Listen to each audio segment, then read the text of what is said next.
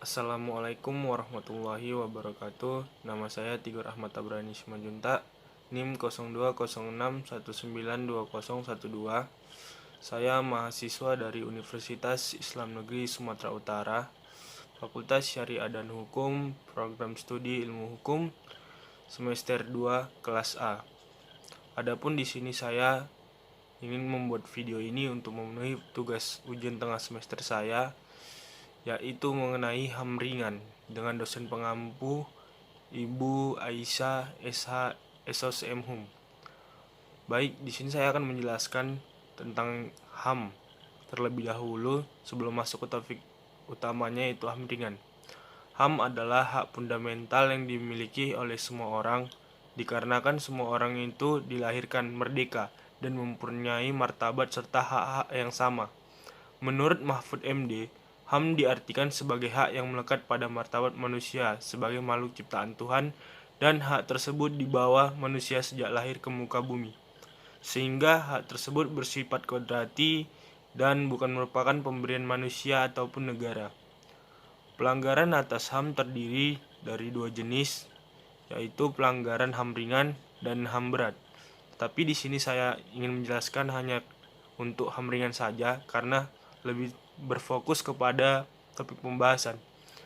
Pengertian kata ringan dalam pelanggaran HAM ringan, misalnya perbuatan diskriminatif yang tidak dikategorikan sebagai pelanggaran HAM berat, akan tetapi secara universal hanya dikatakan sebagai pelanggaran HAM. Namun, kejahatan genosida dan kejahatan terhadap kemanusiaan sebagaimana dicantumkan dalam pasal 7 Undang-Undang Nomor 26 tentang Pengadilan HAM menyatakan bahwa kejahatan tersebut sebagai pelanggaran HAM berat, sehingga HAM itu dapat dikategorikan sebagai HAM ringan. Contoh pelanggaran HAM ringan yang marak terjadi pada masyarakat adalah penyiksaan fisik atau psikologis secara langsung ataupun perorangan. 2. Intimidasi. 3. Pengekangan terhadap kebebasan seseorang dan segala jenis diskriminasi atau berbasis apapun. Salah satu contoh pelanggaran HAM ringan adalah contempt of court, yang merupakan suatu perbuatan penghinaan terhadap pengadilan. Hal ini biasanya terjadi dengan sengaja di muka umum dengan lisan ataupun tulisan, menghina hakim atau badan peradilan di Indonesia seperti membuat kegaduhan, mengancam ataupun mencerdai hakim ataupun petugas yang ada di dalamnya. Perlu kita ketahui bahwa pelanggaran HAM ringan di dalam pengadilan tentunya sudah banyak terjadi, dan ada beberapa pelanggaran HAM yang tidak dapat disampaikan ke muka umum karena bersifat lebih tertutup dan jarang untuk diketahui banyak orang, yaitu contohnya seperti money politik ataupun memihak kepada individu tertentu ataupun sudah melakukan perjanjian sebelum adanya sidang berlanjut. Contohnya pada tanggal 18 Juli 2019 di Pengadilan Negeri Jakarta Pusat, seorang oknum advokat menganiaya dengan sabuknya terhadap hakim yang membaca putusan.